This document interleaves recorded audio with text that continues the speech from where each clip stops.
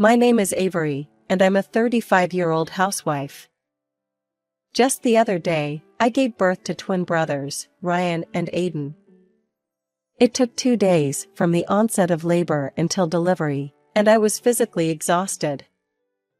However, when I saw my children born and crying healthily, all that fatigue disappeared in an instant. My children was so precious. Originally, I had plans to stay at my parents' house for a while after giving birth.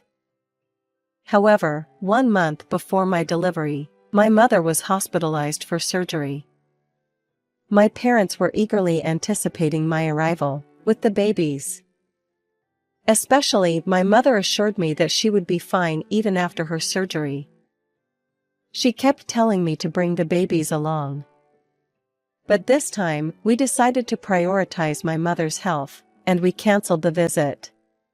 My husband and I decided to support each other and do our best as a couple.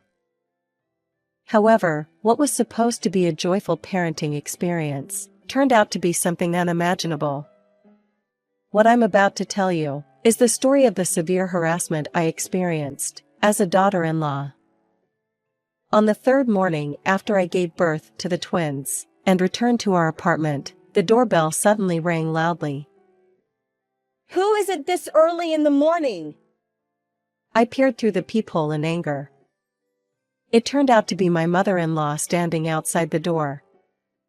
"Huh, Mary? What's going on?" When I quickly unlocked the door, my mother-in-law forcefully swung it open and entered the room. She barged in, making a loud noise as she entered the house. Ryan, who heard the noise, woke up, and Aiden followed suit. Yesterday, they had been crying a lot during the night and had trouble sleeping. So when they finally fell asleep, I thought, finally, they're sleeping. But my mother-in-law ruined it all. I learned that she had taken a taxi just to come here. I couldn't simply turn her away, so I reluctantly headed towards the kitchen and attempted to serve some tea and snacks. "Oh my, what a dirty room.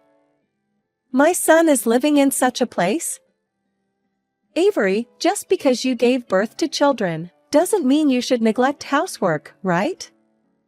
My mother-in-law traced the window frames with her finger, as if she were a spiteful mother-in-law from a period drama, checking for any dust. "I'm sorry, but the babies were crying a lot last night, and I hardly slept. I'll clean up once things settle down." Saying that, as I tried to comfort the crying twins, she swatted my hand away and took them in her arms. "I'll take care of the twins, so don't worry. Not sleeping? That doesn't matter. Don't rest just because of that. As a daughter-in-law, you should do the housework quickly." Despite being sleep-deprived and on the verge of collapse, she demanded that I do the housework immediately. No matter how much I explained, my mother-in-law was so absorbed in the twins that she didn't listen to me. When I reluctantly prepared the milk and was about to hand it to my mother-in-law, she said, "What?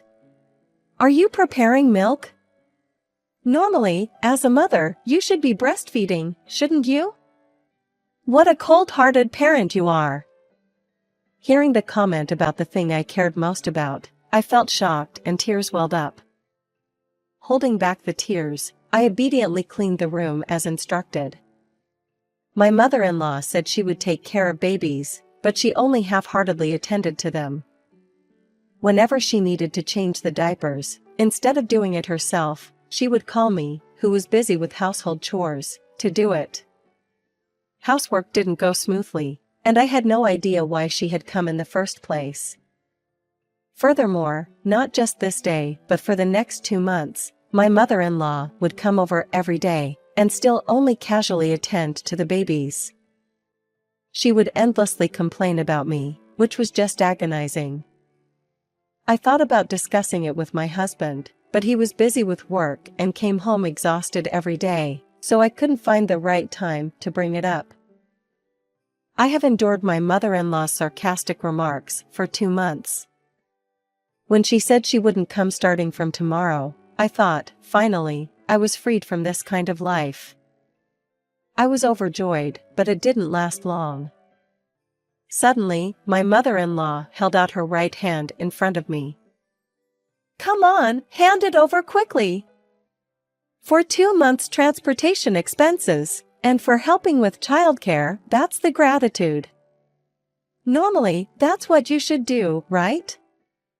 To my surprise, my mother-in-law asked me to give her the transportation expenses and gratitude combined. By her words, something inside me snapped. What are you talking about? When did I ask you to help me? If I had asked for your help, it would be a different story, but I didn't ask. In fact, I've been extremely uncomfortable during these 2 months. Please never come back again. Saying that, I kicked my mother-in-law out of the house.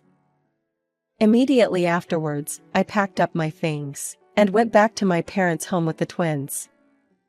I felt sorry for my mother, but staying there was unbearable. On the other hand, my mother-in-law exposed what happened this time to my father-in-law and husband. She apparently told them that she was working so hard, but I said terrible things to her. When my husband returned home and found us gone, he was shocked. He asked me about the situation, and the next day, he stormed off to his parents' house. My father-in-law, who had only heard my mother-in-law's side of the story, turned pale as soon as he heard my husband's account and said, "It's over. What have you done?" Suddenly, my father-in-law started raging against my mother-in-law. He is usually mild-mannered and rarely gets angry over small things. Even my husband said he had never seen his father so enraged before. My husband couldn't close his gaping mouth, and my mother-in-law was flustered. "Ha! Wait, why are you so angry? The one at fault is your daughter-in-law, right? I did it with Avery in mind. I went out of my way to spend transportation expenses, all in order to reduce the burden of childcare, even if just a little. So why am I the one being scolded?" My mother-in-law's argument was that she acted with me in mind, claiming she did nothing wrong. No, you don't understand anything. Do you even know who her grandfather is? My father-in-law, trembling with anger, stared at my mother-in-law with widened eyes. "What? Who? That tough-looking old man at the wedding? I remember how you were flattering and bowing to him. So what? Don't tell me you're being threatened by that old man?" No. That person is the chairman of my company. Upon hearing those words, my mother-in-law unintentionally exclaimed, "Ha!" In fact, my grandfather is the chairman of a large corporation. My wedding was a fairly significant event, with several presidents of well-known companies attending. My grandfather was strict with himself and others, not one to smile or engage in light-hearted conversations, but he doted on me, his grandchild, tremendously. Every time we met, he would buy me expensive toys and take me to high-class restaurants. I was raised being cherished by my grandfather. When I got married, that tough-looking grandfather shed tears of joy, as I later heard from my grandmother, and everyone there was surprised. Knowing how much my grandfather doted on me, there was no way he would stay silent if he knew what my mother-in-law was doing. In normal circumstances, just that knowledge alone would leave someone speechless. However, there was another reason why my father-in-law didn't want my grandfather to find out. Well, you know, I'm about to be promoted to a managerial position. If I become a manager, my salary will increase significantly. This is the time to work hard, but you don't even understand my feelings. Creating such a problem. What exactly are you thinking? My father-in-law didn't really care about me. Right now, he's only focused on his promotion, not the well-being of my family. Knowing his father's true intentions, my husband, despite being his own parent, seemed genuinely disappointed that he didn't care about our twins or me even a bit. That's enough. I'm disappointed in my dad, who only thinks about yourself. I'm also shocked by Mom's mistreatment. Please stay away from us. My mother-in-law, who had been cut off by her own son, approached my husband with great intensity. Don't joke around. You're the heir of this family, right? I won't allow you to abandon this house. I'll go to Avery's place and convince her. As a daughter-in-law, she should properly take care of the house. Upon hearing this, my father-in-law said to my mother-in-law, You're not thinking of barging into Avery's parents' house, are you? Don't do something like that. It would ruin my chances for promotion. Don't do anything unnecessary. Upon hearing those words, my husband left without saying a word. He immediately came to my parents' home and explained the situation and apologized. His face seemed more sad than angry. I never thought that my own parents would be like this. It's truly pathetic. My parents didn't say anything in response to my husband's words. Well, since you're here, why don't you have dinner with us? Take your time, Thomas. You could even stay overnight if you want. Yeah, it's so close from here to your apartment. So just bring a change of clothes, right? At first, my husband was hesitant about my parents' goodwill, but the desire to spend quality time with the twins overwhelmed him, and he ended up staying at my parents' house. It was a rare opportunity for parent-children bonding. Seeing my husband holding the crying twins gently in his arms, it was somehow heartwarming. When we went to sleep, we positioned the twins in the middle, with me and my husband on either side. Ah, if only we could have peaceful moments like this forever, I thought. However, it was unimaginable that my mother-in-law would stay silent. Deep down, I had a lingering concern that she would eventually make an unwelcome visit. But no one at that time thought that my mother-in-law would come barging in so soon.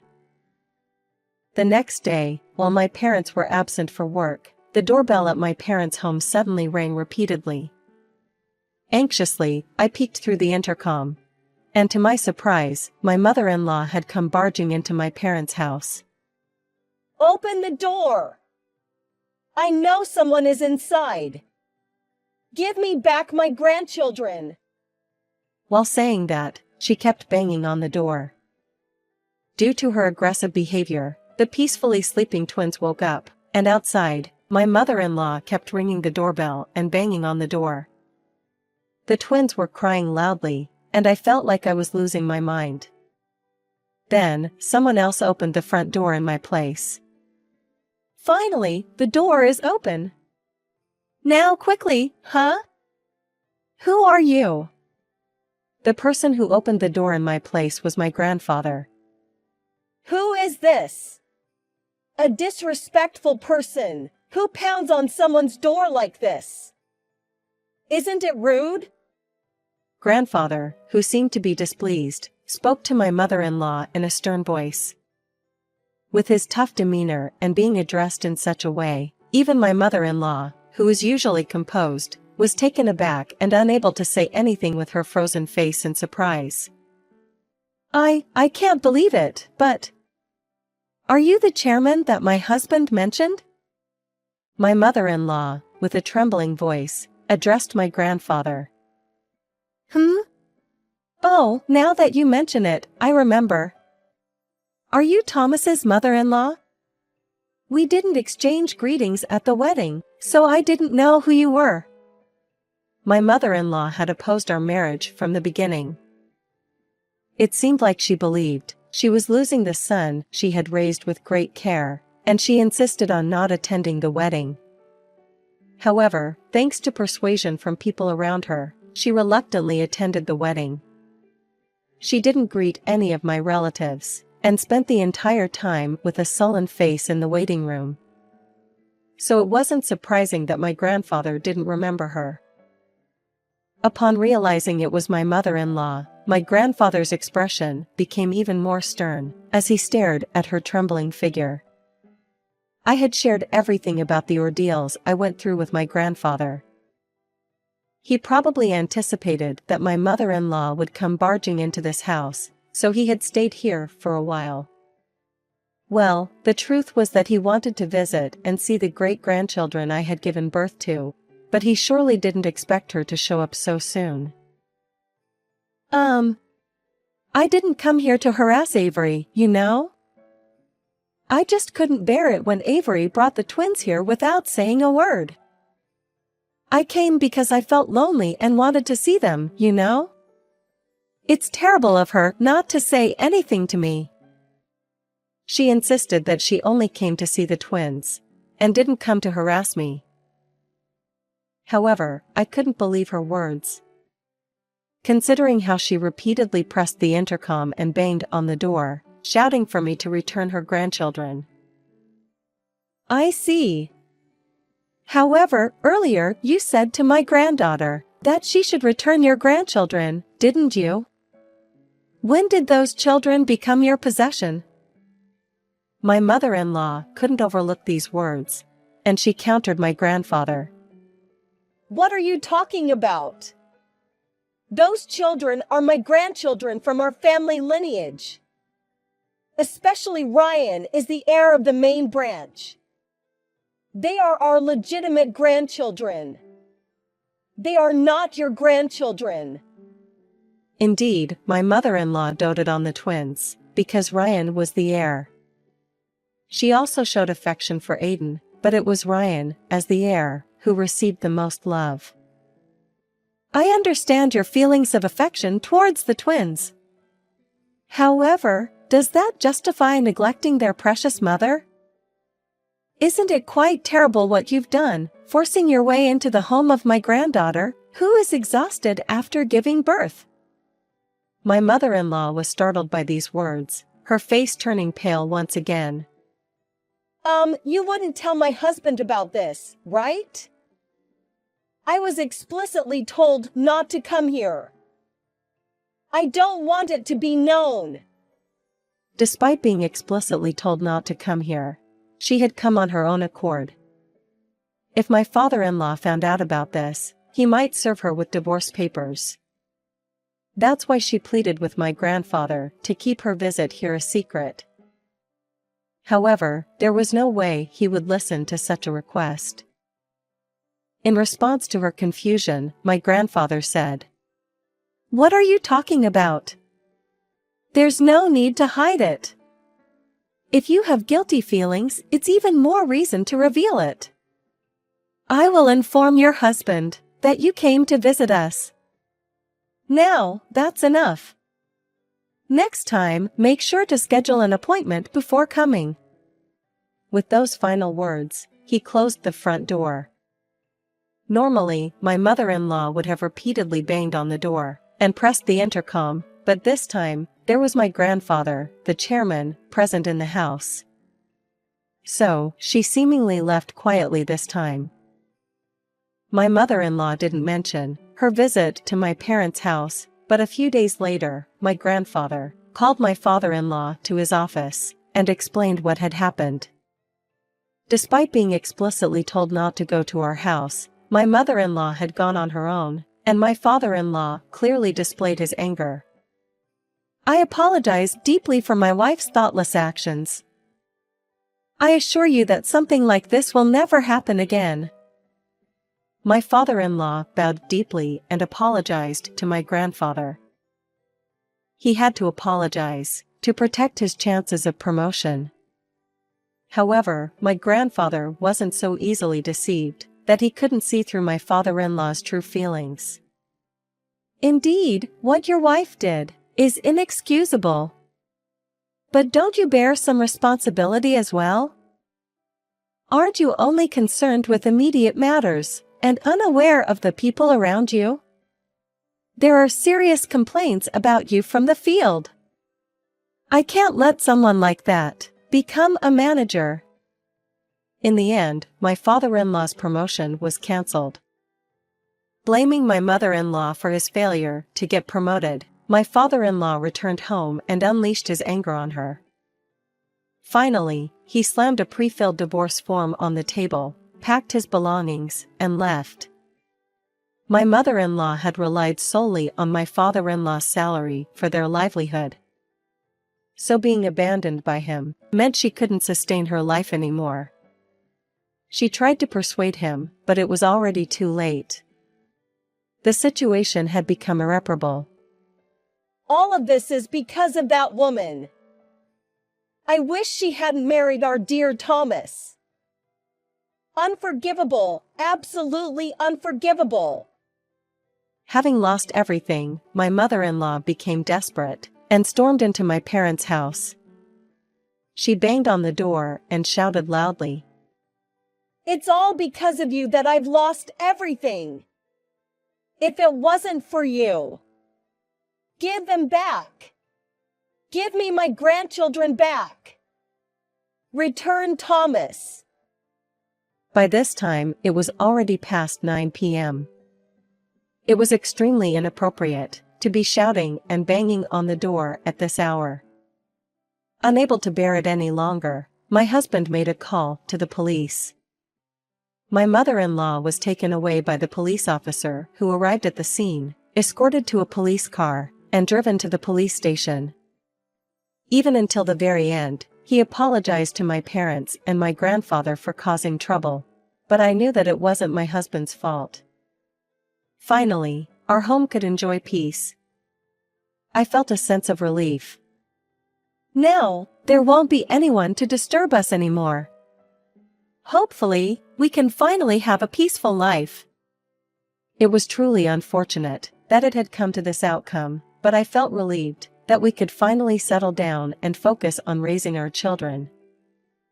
Afterward, my in-laws divorced, and my mother-in-law returned to her parents' home. Their house is in a remote countryside area, with only a few bus services a day. And my mother-in-law doesn't have a driver's license, so it would be difficult for her to come here easily. It seems that my mother-in-law, who wanted to have exclusive access to her grandchildren, is finding it tough to live without seeing them. She has repeatedly asked my husband to arrange meetings with the grandchildren, and expressed a desire to reconcile with me. However, my husband couldn't forgive his selfish mother's actions, and blocked her calls, making it impossible to reach him. Unable to see her grandchildren, and having been cut off by her son, my mother-in-law has become completely distraught. She cries daily to her own parents, expressing her longing to see her grandchildren. However, even her own parents, who know the circumstances, have refrained from sympathizing with her. Having truly lost everything, my mother-in-law has isolated herself in her room, shedding tears of regret every day.